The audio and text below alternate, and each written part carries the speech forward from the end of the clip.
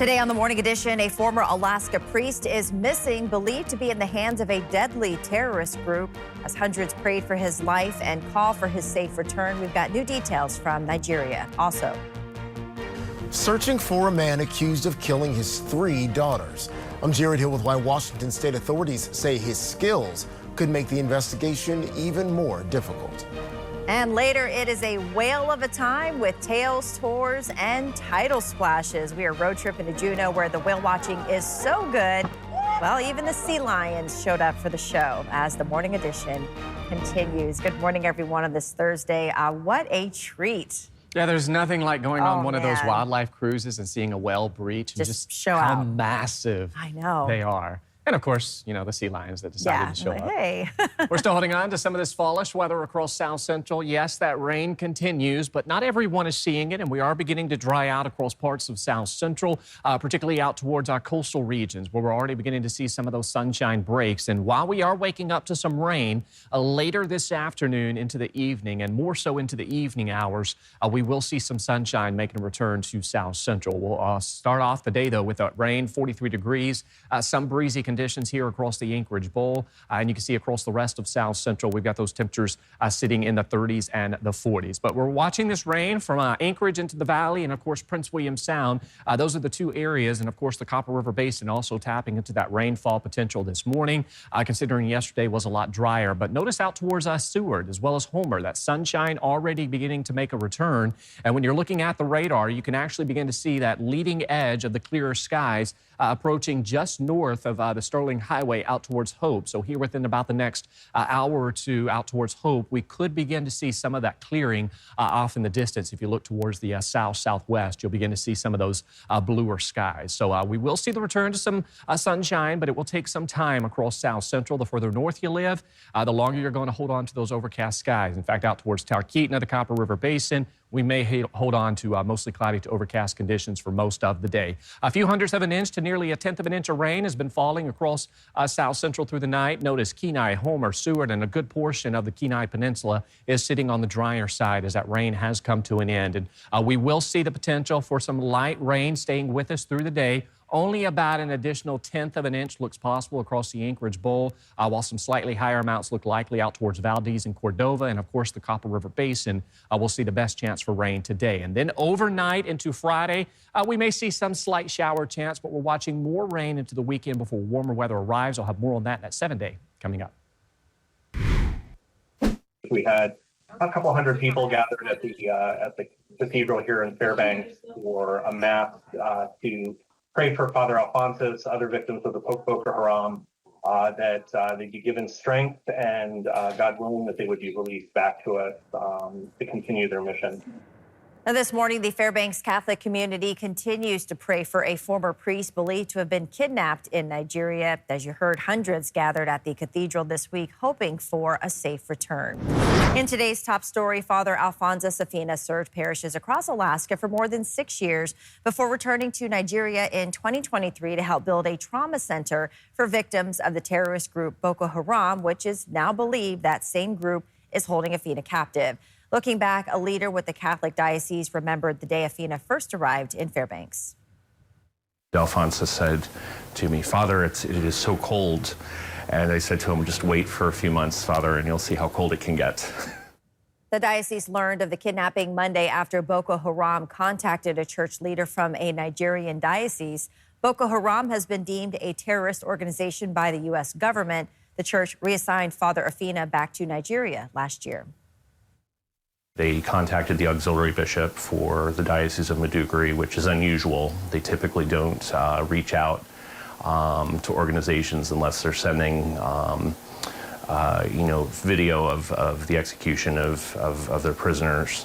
And so we're hopeful that, through our prayers, through our intercessions, it will soften their hearts to release him. Diocese officials say church leaders in Nigeria are now working with military and government officials to locate him. A 47-year-old woman is now facing 73 counts of animal abuse and neglect after police found her home packed with dogs and birds and filled with trash.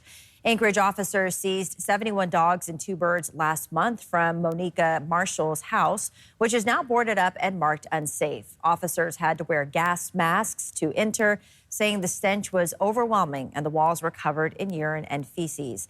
Neighbors say they've complained for years with multiple calls to animal control. Court documents show Marshall was released without bail the same day the animals were removed. We reached out to Marshall for comment but have not heard back. The Department of Public Safety says 21 dogs were removed from a home on the East Susitna Drive in Wasilla yesterday. Troopers teamed up with Matsuburo Animal Care for the recovery. Officials say the dogs appear to be in good health, but they'll be checked out by a veterinarian.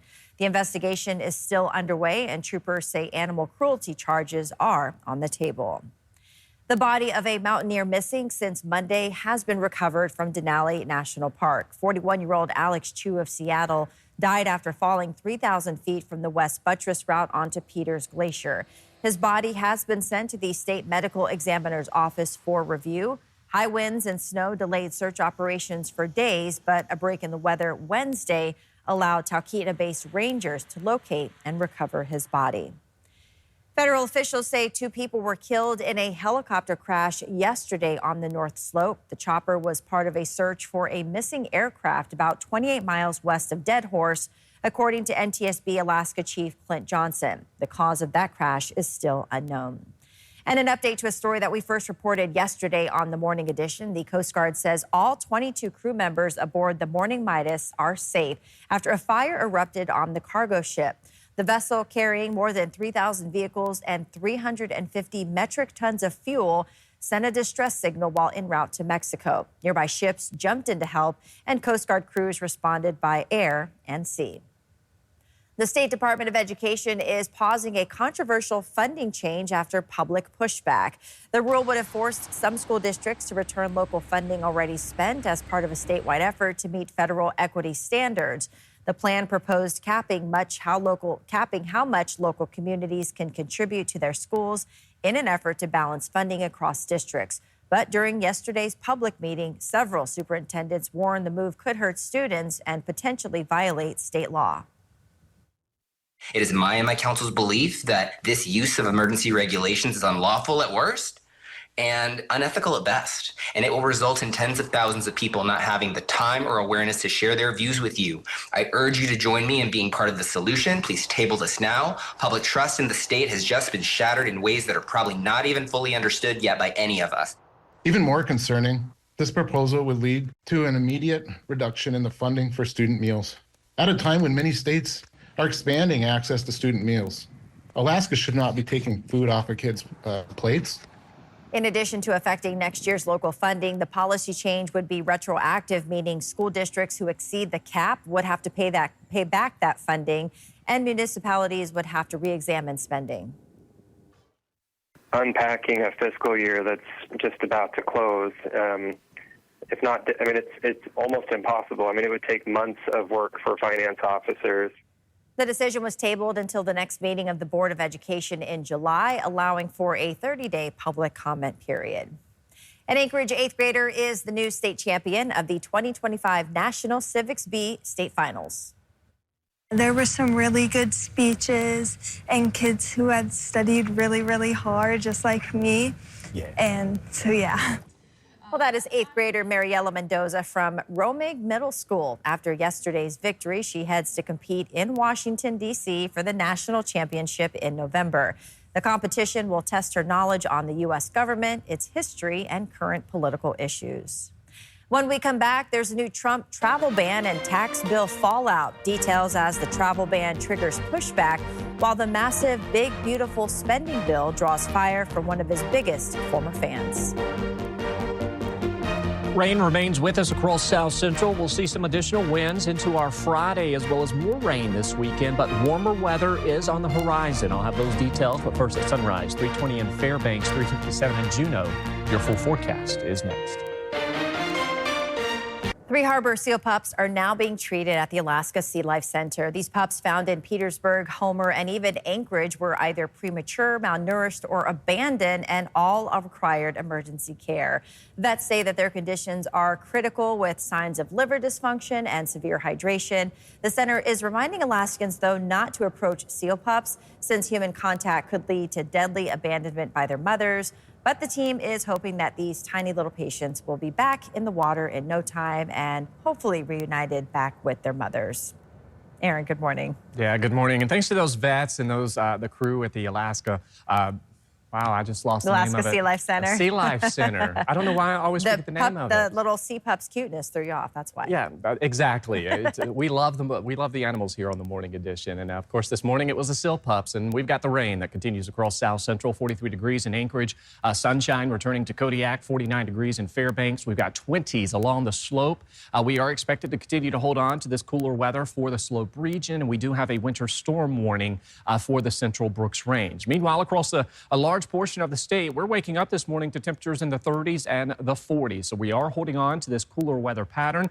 We've got some showers continuing across South Central as well as into the interior. And then we've got some scattered activity drifting out of the Kuskokwim Delta coast and then eventually out towards Bristol Bay later today. So we're going to continue to hold on to this wet weather for today, but some late day sunshine will build back in across South Central. We do have a ridge of high pressure out towards the Aleutians, keeping things fairly quiet, and then a ridge to our south. Now, this is going to be the main focus as we welcome in next week. It will lead to the potential for some warmer weather, but the ridge does show signs that it will begin to break down as we watch another area of low pressure building in this weekend. Even with that being the case, we'll still see warmer conditions next week, albeit a little bit on the cooler side, but we are going to continue to see that persistent southeasterly flow building in across southeast Alaska, keeping some rain in the forecast today. That troughing that we have been situated up under, it's still with us across the state, although it kind of moderates and lifts a bit further north. And this comes to that ridge that is to our south. And so we'll see brief ridging into our Friday. So tomorrow may be our nicest day this week, where we'll hold on to some sunshine. And then by Saturday and Sunday, we've got another area of low pressure that's going to ride right up the periphery of that ridge. And that's going to lead to additional rain and winds across South Central both Saturday as well as Sunday. And then beyond Sunday, we're going to begin to see a slow warming trend taking hold across South Central. So the rain that we're seeing this morning is shifting to the east, tapping into that rain out towards the Copper River Basin, which largely stayed dry yesterday.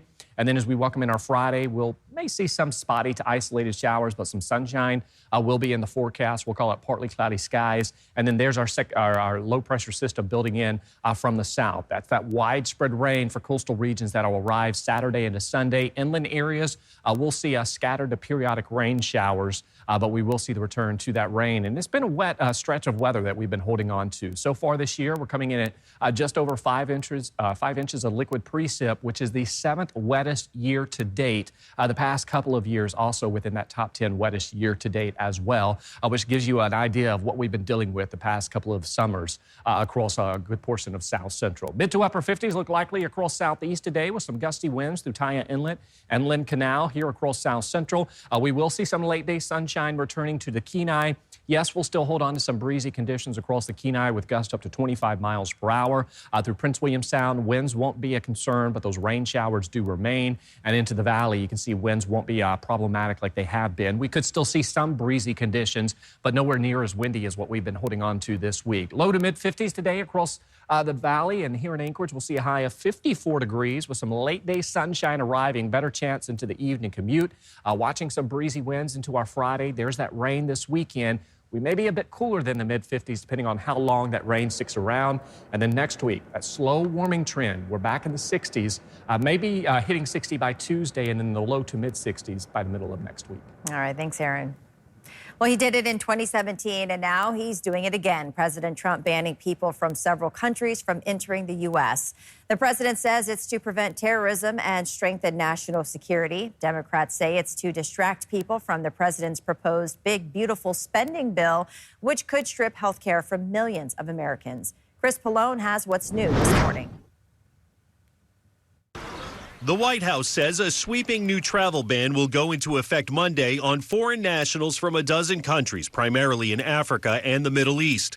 In a video posted to X, President Trump said people entering the U.S. from those countries are not properly vetted. We don't want them. The president cited national security threats for the ban, including this week's terror attack in Colorado, though Egypt, the home country of the suspect in that attack, is not on the list. We cannot have open migration from any country where we cannot safely and reliably vet and screen those who seek to enter the United States. Democrats call this latest Trump travel ban a distraction. You distract people by making them think that they're at war with other Americans, making them think that they have something to fear from people who look different from them or speak a different language. It comes as one of the president's top allies ratchets up attacks on Mr. Trump's signature spending and tax cut bill, now winding through Congress.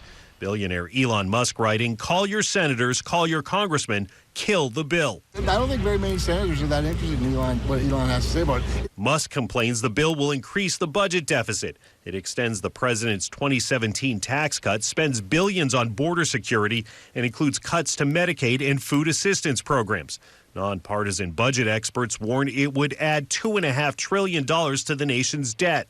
Republicans now trying to discredit those projections. You can't go back to the drawing board, and we shouldn't. We have a great product to deliver here. Republican leaders in Congress say they want the bill on the president's desk by the 4th of July.